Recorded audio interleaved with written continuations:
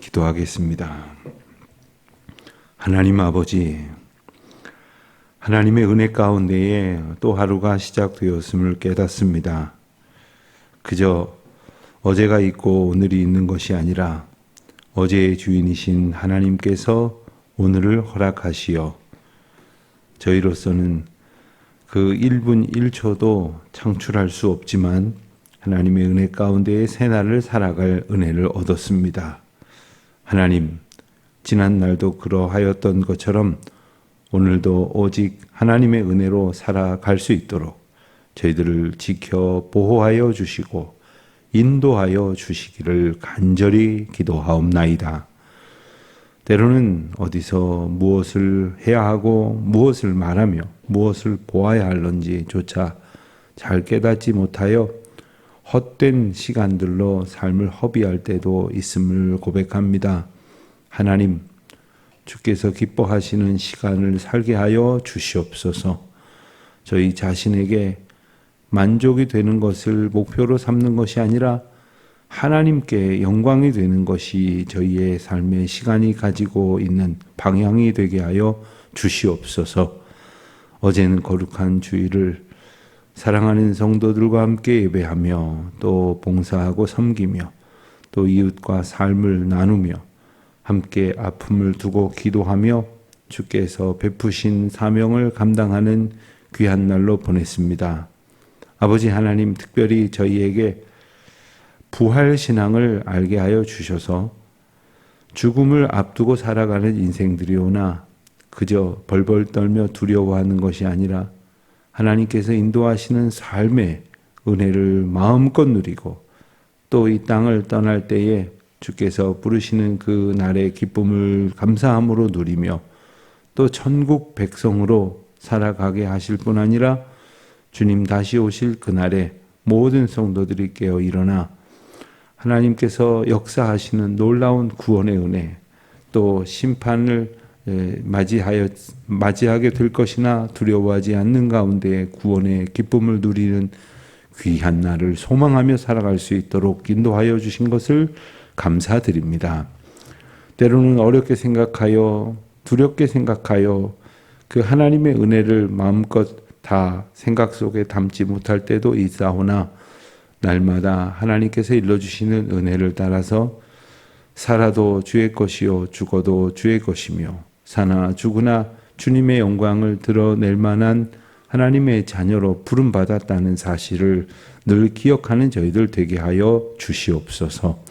아버지 하나님, 오늘 하루도 또 이번 한 주간도 그와 같은 하나님의 은혜를 따라 살아가는 복된 주의 자녀들 되게 하여 주시기를 기도하옵나이다. 아버지 하나님, 특별히 참으로 힘들고 어려운 시간을 살아가고 있는 분들도 있습니다. 병중에 있는 분들, 특별히 예기치 못한 부상으로 하나님의 은혜를 구하며 이 불편을 참고 견뎌야 하는 이들도 있습니다. 치료 중에 있으나 그 치료의 과정이 수월치 않아 염려하고 근심하며 낙심하게 되는 이들도 있습니다.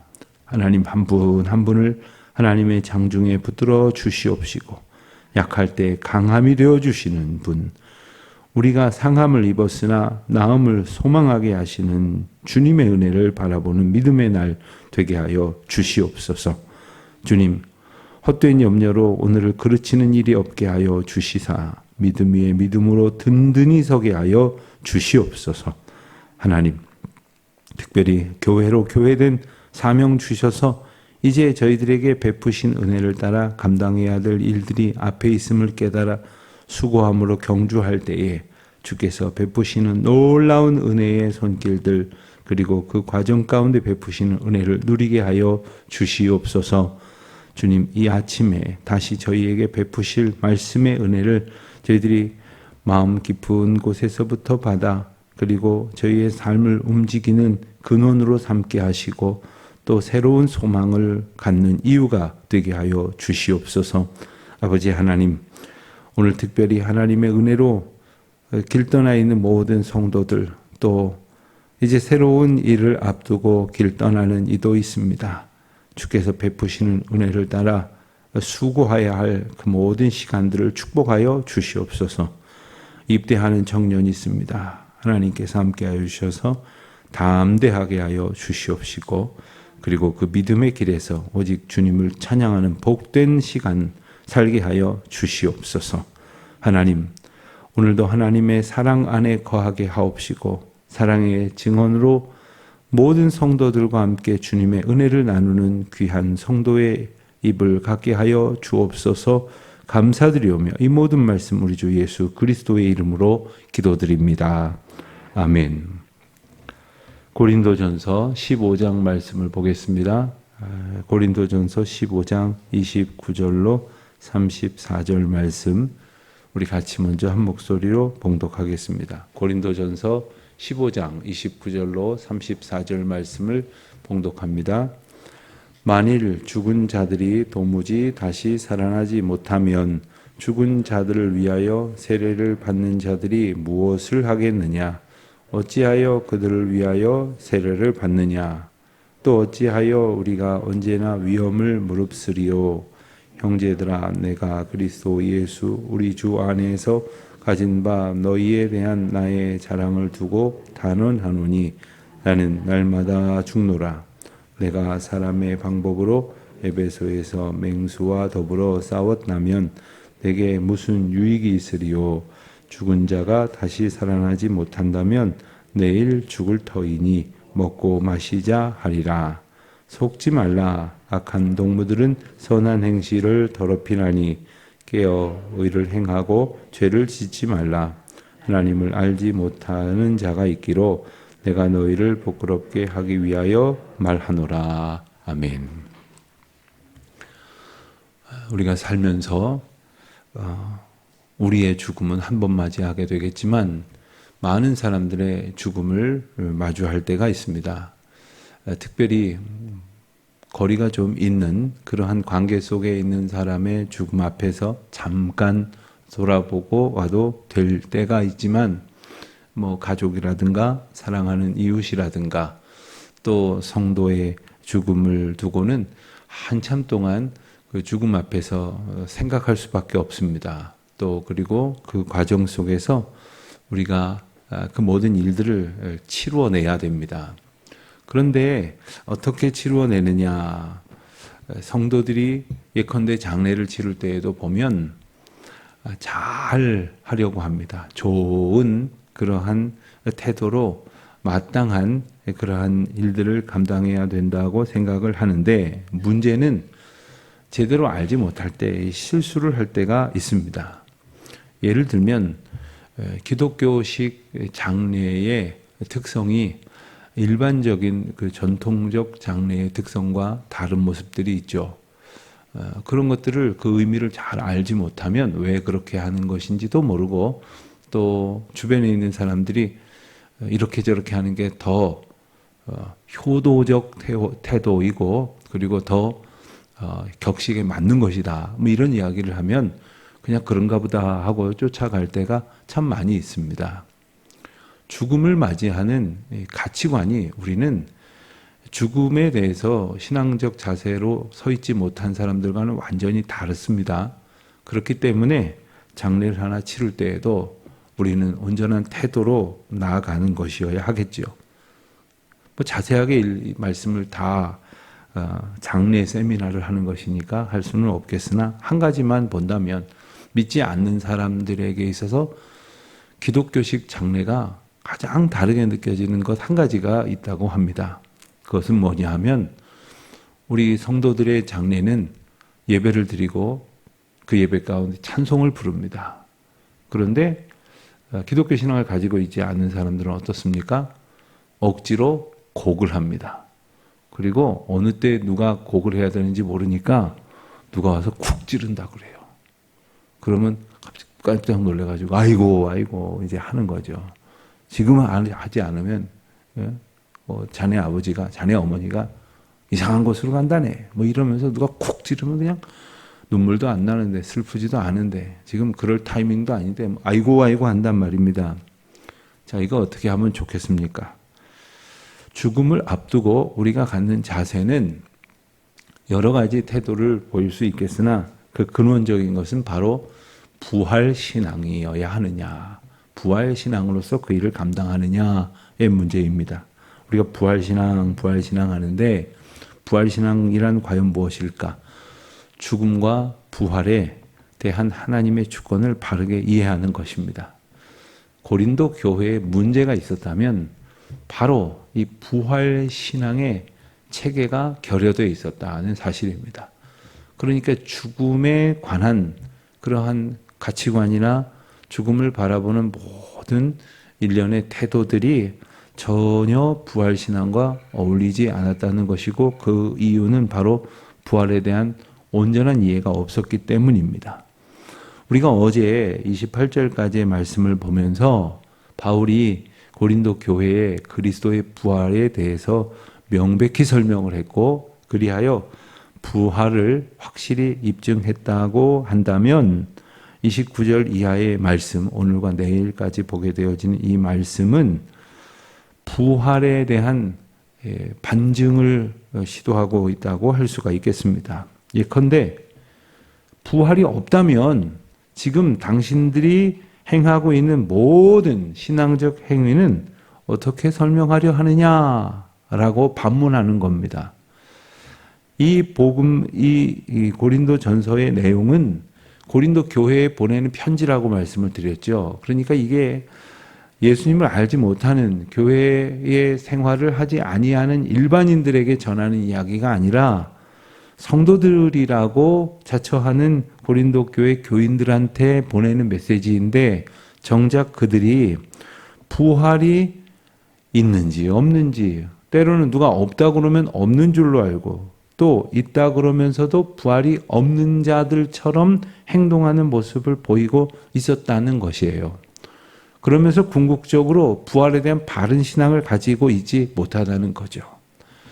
여러분, 오늘 우리는 부활에 대해서 1.1획도 틀림없이 아주 온전한 바른 신앙을 가지고 있느냐 따지고 보면 그렇지도 못합니다. 그냥 아는 것까지는 알지만 어느 부분에 가서는 어물어물 해버리고 말죠. 자, 그런 부분이 뭐가 있는가를 한번 이들에게 보내는 이 글을, 편지를 통해서 우리가 확인할 수 있고, 그리고 잘 정리할 수 있어야 하겠습니다. 29절에서는 한 가지, 당시의 고린도 교회 성도들을 포함한 많은 교인들에게 있었던 그러한 전통 혹은 풍습 혹은 일반적인 태도에 관한 그런 질문입니다. 만일 죽은 자들이 도무지 살아나지 못하면, 다시 말하면 부활이 없다면, 그렇게 부활이 없다고 생각하는 당신의 생각이 옳다면 죽은 자들을 위하여 세례를 받는 자들이 무엇을 하겠느냐? 왜 그들을 위하여 세례를 받느냐? 29절은 아주 오래전부터 성경 가운데서 해석하기 어려운 구절을 몇 구절 꼽는다면 꼭 들어가는 대표적인 구절로 여겨집니다. 그러니까 해석하기가 매우 난해한데, 그것은 번역하기가 어려워서도 아니고 또 번역상에 어떤 문제가 있었던 것도 아닙니다. 번역도 어순에 따라서 잘 됐지만 굳이 이 말이 어려운 이유는 바울이 이 말을 어떤 의도로 했는지를 다 캐치하기 어렵기 때문이다, 이렇게 말할 수 있습니다. 그렇기 때문에 우리는 최대한 이 말뜻을 이해하기 위해서 애를 써야겠는데, 대표적으로 이제 이해가 되는 해석은 뭐냐면, 죽은 자를 대신해서 산 자가 세례를 받는 그런 경우를 한 가지로 이제 해석을 하곤 합니다. 이게 당시에 이건 종종 벌어졌던 일입니다. 갑자기 누군가가 죽었습니다. 그런데 그가 신앙 공동체 안에 있었고, 그리고 나름대로 신앙이 있다고 여겼는데 실상 세례를 받지 못했어요. 그러니까 그 죽은 자가 세례를 받지 못하여서 천국까지 못한다거나 어떤 하늘의 복을 받지 못할 것을 염려하여 남아있는 자가 죽은 자를 대신해서 세례를 받는다는 겁니다. 어떻습니까? 가능하겠습니까? 근데 그런 일들이 더러 종종 있었다는 거죠. 또 한 가지로 해석할 수 있는 것은 죽은 성도들이 남긴 어떤 신앙적인 증언 때문에 세례를 받는 그런 경우입니다. 자, 이런 경우도 당시에 종종 있었던 일인데 그런 자들에게 이제 묻는 거죠. 왜 그들이 말한 부활 신앙, 그들이 말하는 천국 복음, 그들이 말하는 사후의 어떤 그 신앙 고백을 받아들인다면 왜 부활 신앙을, 그들의 신앙 형태는 계승하면서 왜 부활은 믿지 않느냐라고 질문하고 있는 겁니다. 부활을 믿지 않는다는 사람이 있다면 그들의 삶의 태도는 분명히 부활을 믿는 사람과 다를 것입니다. 부활을 믿는다고 하는 것은 죽음이 끝이 아니라는 거죠. 이제 부활을 믿지 않는다는 건 죽음, 이거 끝인 겁니다. 그냥 더 이상 아무것도 없는 겁니다. 부활하면, 가장 간단한 얘기로 하면, 누군가가 세상을 떠나서 이제 육신으로 이별하게 된다 하더라도 그가 신앙을 가졌고 내가 신앙을 가졌으면 우리는 어떤 생각을 합니까? 천국에서 다시 만나겠구나. 또 만날 것을 고대합니다. 사모합니다. 종종 그런 생각을 할 때가 있어요. 제가 목회를 시작하면서 지금까지 장례를 치른 분들이 꽤 많이 있겠죠. 잊어버릴까 봐 수첩에다가 다 적어놨는데 그분들을 떠올려 보는 겁니다. 그분들을 나중에 다 만날 일을 생각하니까 막 기대가 돼요. 막 벅차요. 보고 싶은 마음이 가득하지만 볼 수 있을 것이라는 생각을 하게 되면서 기대를 갖게 돼요. 그리고 오늘을 살아갈 새로운 용기를 갖게 되는 거죠. 그 가운데 주님 보좌 옆에 앉으신 예수님이 계시고 또 그리고 사랑하는 나의 가족들이 있고 또 그리고 나의 성도들이 있습니다. 나의 친구들이 있고 그리고 애통하는 마음으로 이별을 하게 되었던 많은 이들이 있어요. 그런 생각을 갖는 이유가 뭡니까? 부활 때문이에요. 부활 때문에. 근데 만약에 부활이 없다고 생각하면 그런 게 어디 있습니까? 그런 이야기를 하면 우스운 소리라고 말을 하죠. 자, 또 한 가지가 있습니다. 부활 신앙을 갖는다면 오늘이 끝인 것처럼 살되 오늘이 끝이 아님을 감사하게 되죠. 그리하여 하나님께서 오늘을 사는 나의 태도를 새롭게 바꾸시는 것을 의미하게 되는 겁니다. 29절의 핵심을 우리가 생각을 할 때 이건 세례를 말하자는 게 아니고 부활에 대해서 이야기하는 겁니다. 부활에 대한 온전한 신앙 가치관을 갖는 거죠. 또 한 가지 예를 30절에서 들기를 우리가 언제나 위험을 무릅쓰리요. 위험천만한 일을 감행합니다. 가령 복음을 전하러 갈 때에 요즘은 그래도 현대화된 그러한 세상 속에 살아가고 있기 때문에 좀 덜하겠습니다만은 불과 얼마 전까지만 해도 전 세계에 있는 수많은 선교지 중에 상상할 수 없는 위험 가운데에 노출되어 있는 경우들이 얼마나 많은지 모릅니다. 그리로 복음을 들고 가는 것은 그냥 죽을지도 모른다 정도가 아니라 뭐 죽겠구나 거기서 다만 언제일 거냐의 문제지 거기서 내가 죽게 되겠구나. 그리고 다시 나를 파송한 교회로 나를 보내고 기도하는 성도들에게로 돌아오지 못할 수도 있겠구나 하는 생각을 가지고 선교사님들이 떠나는 거예요. 왜 이렇게까지 하는 겁니까? 이런 모습은 당시의 고린도 교회 성도들에게도 있었어요. 왜 그렇게까지 하는 겁니까? 다 우리에게 주신 부활 신앙 때문이죠. 죽음을 끝으로 여기지 않고 죽음을 두려워하지 않기 때문에 이것이 가능한 겁니다. 죽음이 있을지라도 하나님께서 내게 주신 믿음에 근거하여 살아간다 하는 것이 바로 죽음을 무릅쓴 용기가 아니라 죽음을 넘어설 수 있는 부활신앙이 주는 은혜인 것입니다. 31절 보면 아주 유명한 구절이 나오죠. 나는 날마다 죽노라. 바울이 말하는 고백입니다. 나는 날마다 죽노라. 이 구절을 종종 우리는 이해하기를 내가 나의 성질을 죽이고 나의 자아를 죽이고 나는 죽고 날마다 내가 가지고 있는 성질로 사는 것이 아니다. 이런 어떤 그 성품의 문제로 이해를 하려고 하는 분들이 더러 있는데 이건 그런 말씀이 아닙니다. 실제로 죽는 것을 의미하는 거예요. 바울은 실제로 날마다 죽을 수 있는 생명의 위협을 감수하고 그것을 돌파해 가면서 복음을 전했습니다. 사실 바울만 그런 것이 아닙니다. 우리가 복음을 전하는 일에 바울과 같이 열심이지 않을 뿐이지 사실 우리가 살아가는 삶의 자리도 정말 무시무시한 세상 아닙니까? 오늘날 좀 덜하지만 예전에 보면 길거리에 어제 서울의 교통사고 몇백 건, 죽은 사람 몇 명. 요즘은 꽤 숫자가 줄어들었지만 과거에는요 막 무시무시할 정도로 거기 숫자가 쓰여 있어요. 제 기억으로는 한 명, 두 명 죽는 게 아니라 몇십 명이 숫자가 사망자가 있는 것도 본 기억이 나고, 그리고 사고 건수는 수백 건일 때가 뭐 허다했습니다. 여러분 그게 남의 일 것만 같다고 말할 수 있겠습니까? 위험천만한 세상을 살아가고 있어요.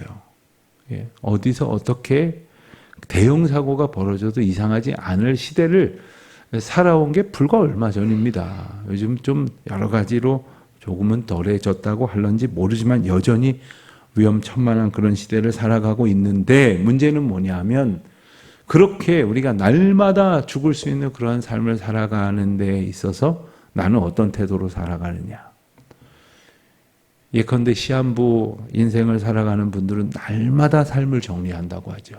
날마다 내가 자녀들에게 남길 것들을 잘 정리하고, 또 내게 흘려보내야 될 것을 잘 정리하고, 내게 있었던 것 중에 깨끗이 정리해야 될 것은 무엇인지를 또 살피고, 그래서 끊임없이 정리합니다. 이 육신의 삶을 대하는 태도이죠. 영적으로도 마찬가지입니다. 내가 날마다 죽고 그리고 그리스도의 은혜로 다시 산다고 했을 때 나는 어떻게 살아가는 것을 의미하느냐.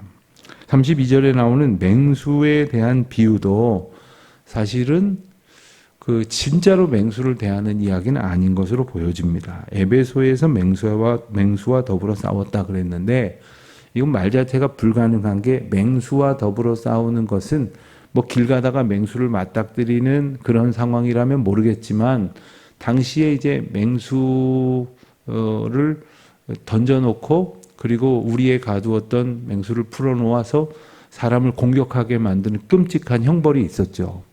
로마 콜로세움 경기장 같은 곳에 이제 사자를 풀어놓고 죄수를 던져놓는 그런 상황을 아마 여러분들이 보신 적이 있을 겁니다.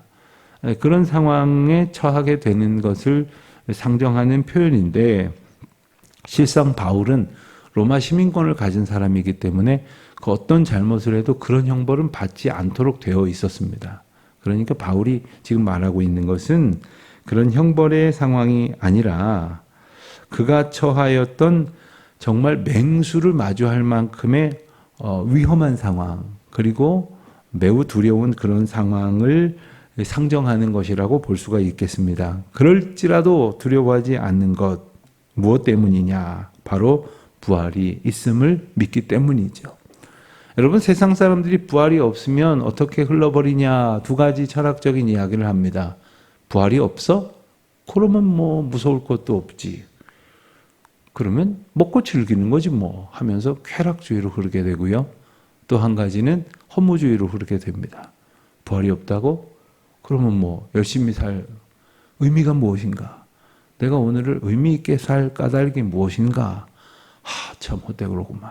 이러면서 허무주의에 빠지게 된다는 겁니다. 그렇습니다.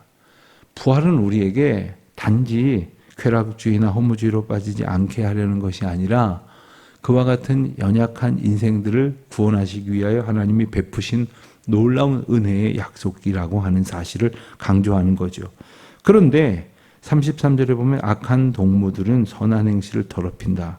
악한 동무라고 표현한 것을 보면 악한 자들, 그러니까 내 곁에 있는 사람이 아닌 어떤 악한 자가 내게로 침탈해 들어와서 이와 같은 일을 한다, 이런 표현이 아니라 나와 함께 길을 걷고 나와 함께 어떤 일을 함께하고 나와 함께 삶을 살아가는 그런 이들 가운데에서 나를 속이고 악한 말로 나를 꿰는 이들이 얼마든지 있다는 거예요. 주변에 얼마든지 그런 사람들이 있다는 거예요. 그래서 선한 목자이신 그리스도를 따라 부활신앙으로 살아가고자 하는 그리스도인의 경건한 행실을 더럽히는 일들이 얼마든지 있다는 겁니다. 심지어 고린도 교회 공동체 안에도 그런 자들이 있었습니다. 여러분, 예수님 당시에 대표적인 종파 중에 하나는 사두개파입니다. 그런데 그 사두개파가 주로 뭐라고 말합니까? 각 그 회당, 각각 각 곳에 흩어져 있었던 그러한 집회 처소의 그 리더들을 주로 맡고 있었어요. 제사장 그룹이 대개 사두개파입니다. 그러니까 이 부활이 없다고 주장하는 사람은 저기 어디 교회 밖에 멀리 있는 게 아니라 교회 안에 있었던 사람들이라는 말이에요. 고린도 교회 안에 있었던 사람들이요, 초기 기독교 공동체 안에 있었던 사람들이요, 심지어 리더급에 있었던 사람들이라는 거죠. 오늘날에도 함께 신앙생활을 하는데 여러 가지 이유로 이 부활 이후에 소망을 두지 않고 살아가는 사람들이 더러 있습니다. 예를 들면 오늘이 만족스러운 사람, 거기까지 생각하고 싶지 않은 거예요. 난 충분히 엔조이 할 수 있는데, 부족함이 없는데 하면서, 또 반대로 오늘이 너무 힘겨운 사람은 내일을 생각조차 하지 못하고 있는 그런 형편도 있죠. 이들을 바르게 살아가게 하시려고 하나님께서 우리를 늘 인도하시는데, 그와 같은 온전한 생각을 갖지 못하고 있는 사람들을 부르십니다. 34절에 보는 대로 깨어라, 의를 행하라, 죄를 짓지 말라. 이 문장은 세 가지 명령어로 되어 있습니다. 깨어라 하는 말은 술 취하지 말고 깨어라 라고 표현하는 그런 때에 사용하는 말입니다. 그러니까 뭔가에 정신이 완전히 팔려 있어가지고, 여러분 술 취한 사람 보면 기억도 못하지 않습니까? 그러니까 정신이 완전히 나가 있는 그런 사람처럼 살지 말고 정신 똑바로 차리고 의를 행하라, 죄를 짓지 말라. 그리스도께서 우리를 이끄시고 그리고 예비하신 그 부활 약속으로 우리를 인도하실 것이니, 오늘에 우리가 당하는 고난도 그것을 향한 믿음으로 인내하고 이겨내고 유혹인 모든 결과인 죄도 물리칠 수 있도록 오직 성령 하나님만 바라보며 의지하는 가운데에 마땅한 믿음의 결실을 거두면서 살아가는 저와 여러분의 매일매일이 될 수 있기를, 진정한 부활신앙이 무엇인지를 성령 하나님께 의지하며 그 오늘을 살아가지만 날마다 부활을 꿈꾸는 저와 여러분이 되시기를 주님의 이름으로 축원드립니다. 기도하겠습니다. 하나님 아버지, 오늘 우리에게 어떠한 고난이 있을지라도, 또 어떠한 상실의 이유가 있을지라도 오직 오늘을 살게 하시는 그리스도께서 영원을 살게 하시는 약속으로 우리를 붙드셨다는 사실을 기억하여 진정한 믿음의 고백으로 부활 소망을 품고 살아가는 우리 모두가 되게 하여 주시옵소서. 예수님의 이름으로 기도드립니다. 아멘. 하늘에 계신 우리 아버지, 아버지의 이름을 거룩하게 하시며 아버지의 나라가 오게 하시며 아버지의 뜻이 하늘에서와 같이 땅에서도 이루어지게 하소서.